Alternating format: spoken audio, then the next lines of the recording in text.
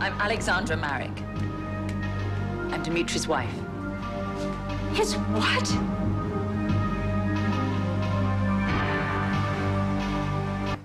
You're Dimitri's wife. You're a liar. Dimitri isn't married. Now get out of here. No, when you spoke on the phone, he said that he had some wonderful news. My brother wouldn't get married without telling me, okay? He wanted to tell you to your face, because he knew that your first reaction would be to say that getting married so suddenly was a big mistake. But he knew that when you saw how happy he was, that all your reservations would just disappear. If you know me like you think you know me, you know I'm not going to accept this. Accept it or not, I am Dimitri's wife. Mrs. Marick, as you are apparently the next of kin... That hasn't been established yet.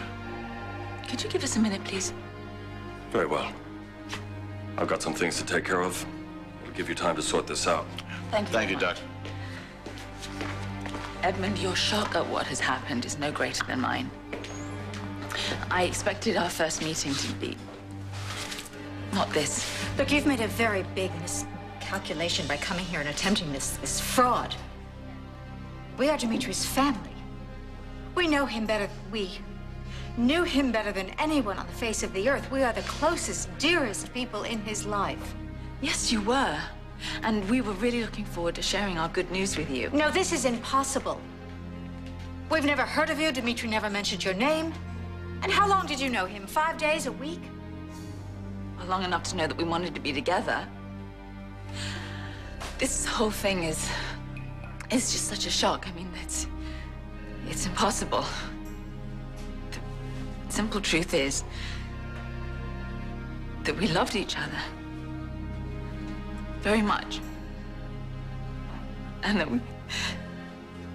we could have had life together. And that we could have had many years of happiness. But as it turned out, that wasn't meant to be. And I can only imagine what you're feeling. No, I don't believe you possibly could. I'm very well aware of what you meant to my husband. He told me a lot about you, how beautiful you are. I don't think he really did you justice. And he also said how much he loved your daughter, Bianca. This is preposterous. And you are very, very cruel to come here and tell us this. You know that this is nothing but a lie. Look, Mrs. My name's Jack Montgomery. Montgomery? Yes, I know. My husband had a great deal of respect for you. Did he? I beg your pardon, you know. I mean, I sound like I know all of you, and of course I don't. But it's just that we were so enthused on the airplane, and he was really, really looking forward to introducing me to all of you. We didn't see you get off the plane. No, you didn't, but I was there. Now you're gonna have to beg my pardon. Obviously, you're quite distraught over all that's happened. But if you expect any of us here to believe that you're Dimitri Marick's wife, I'm afraid you're gonna have to come up with some tangible proof. Yes, of course. We only got married about 4 days ago, so I haven't had a chance to change my passport. This is the marriage license.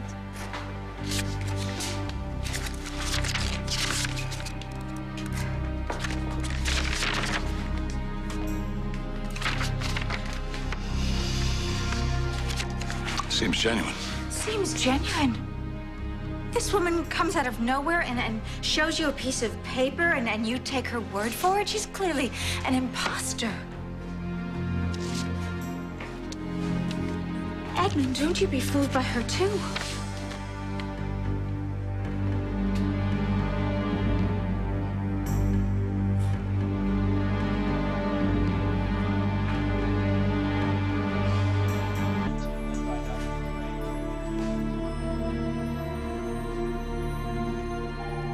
This is Dimitri's signature.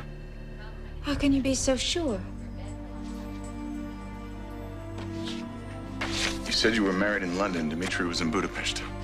The cities are 3 hours apart by You air. didn't have any business in the UK. Edmund Brooke did say that she saw Dimitri in London. She said she thought she saw him. Well, let me ask you, do you have any idea why he would have been in London? To see me. We'd met several months ago. Tell me what happened. On the plane. It was very sudden. He complained of a headache, and then he fell into my arms. Dimitri was healthy. I mean, did he have any symptoms before that? No, he was feeling very well. In fact, he was quite exuberant, telling stories. He'd bought presents for your children. And they were in these two elaborately gift-wrapped boxes. And he was trying to explain what they were.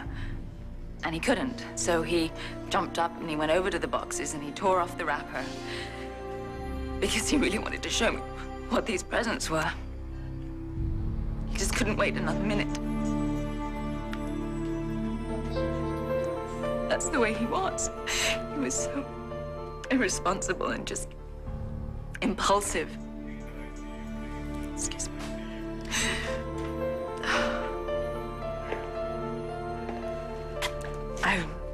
I really don't know where they are now. I guess they're still on the plane. One was this kind of porcelain gypsy doll for Maddie. And then the other thing was a toy sailboat for Robert. No, his name isn't Robert. It's Sam. Go on, please. We were just having fun. And then all the color drained out of his face. And his hand started shaking, and he said he couldn't keep his eyes open because of the pain. And I really knew he was in trouble then. And he held on to me really tight. And I had bruises on my arms where he held me. But you were almost here. The plane was almost here. If Dimitri was sick, why did you turn the plane around? I don't understand that. Why? I had to force this plane to land in Pine Valley. Because he begged me. I think he knew he was dying. And he asked me to take him home. And I thought home meant Budapest. I don't believe you. Just now you said you wanted to come home. You said wait until you come home.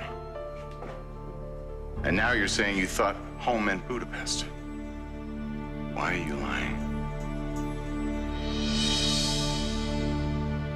I don't care whether you believe me or not. I don't have to prove who I am to you.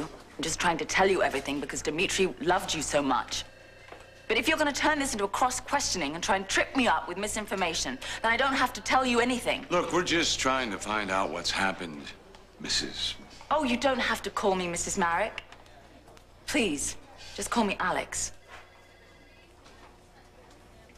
Yes, of course Dimitri felt at home here in Pine Valley, but he loved Vadzol. And he talked about it all the time. And he called it his home because it had been in his family for centuries. It is true.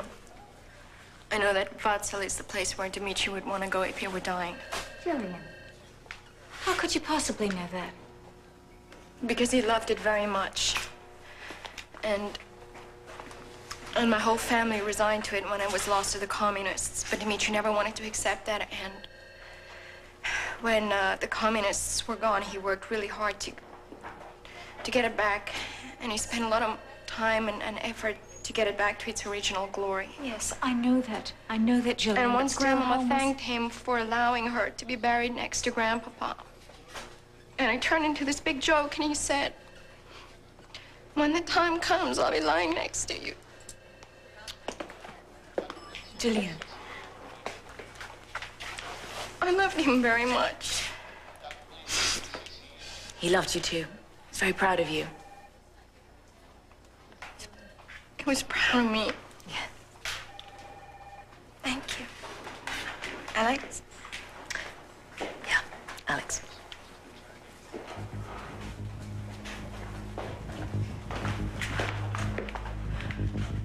This is too much. I mean, this woman appears out of nowhere. She claims to be Dimitri's wife, his grieving widow. You and Jillian, you just accept her with open arms? No, but why would she even try to perpetuate such a hoax? Why? To get Dimitri's money? To get Dimitri's title? You choose a reason. She'd have to know that she could never get away with something like that. You better believe she will never get away with it. Edmund. I can't go through this. Not again.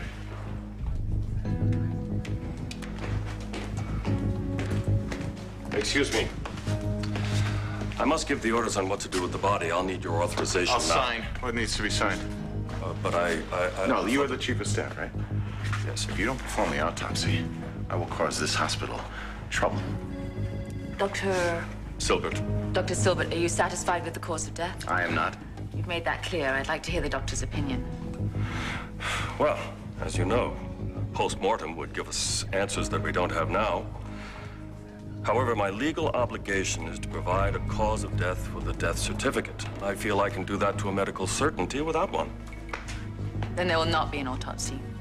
I intend to take my husband with me as soon as possible. You can't do that. For God's sake, he's my brother.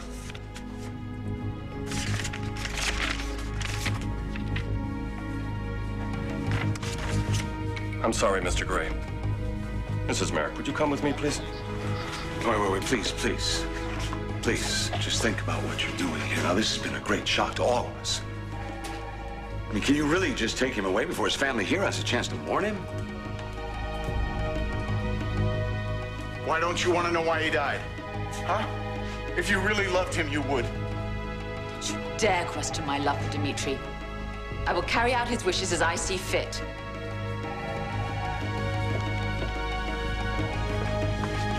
Jack, we gotta do something. Isn't there something we can do?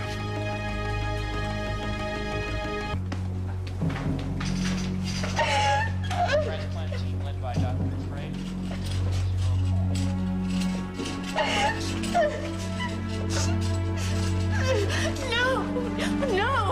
No, you can't take him. No. Eric, no, you can't just take him away like that.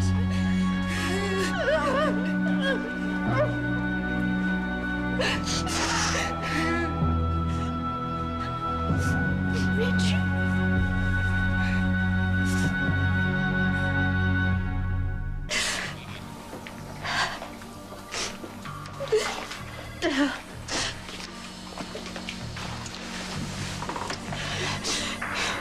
He's gone. Maybe Jack and Edmund can convince Alex not to take him away. Jillian, Dimitri's gone. It's such a tragedy to have someone so full of life go away. At least we know that he spent the last moments of his life happy. He was with someone who loved him very much. No, that woman didn't love him. She may have gotten him to marry her. Maybe that part was true. But she's hiding something. What could she be hiding? Why was she so anxious to prevent the autopsy?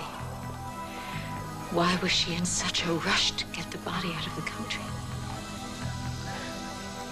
If Edmund and Jack can prevent her from leaving, then maybe we will find out exactly how Dimitri spent the last moments of his life.